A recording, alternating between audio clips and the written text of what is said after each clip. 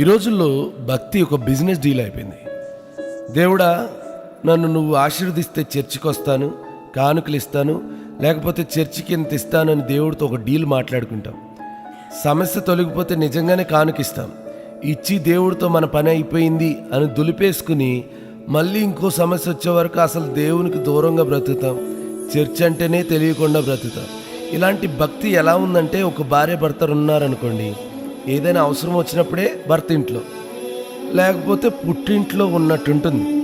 దేవుడికి నాకు ఇది కావాలి, అది కావాలి అని అడుగుతాం.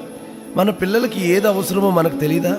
అలాగే భూమి మీద మనకు బ్రతకడానికి అవకాశం ఇచ్చిన దేవునికి మన గురించి సమస్తము తెలుసు.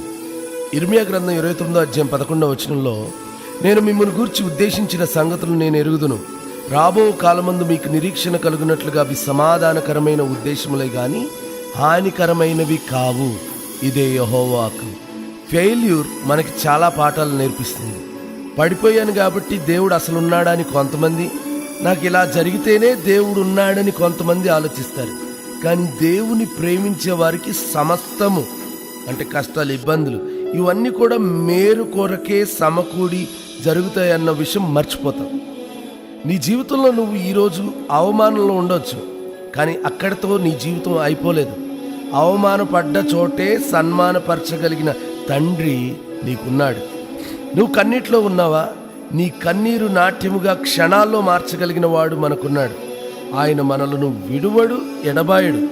కాబట్టి దేవునితో బిజినెస్ డీల్ చేయడం ఆపేసి ఆయనతో సంబంధం కలిగి ఉండడం అలవాటు చేసుకో. జీవితంలో మనుషులందరికీ ఏదైతే కష్టమో అది నీకు చాలా ఈజీగా అయిపోతుంది.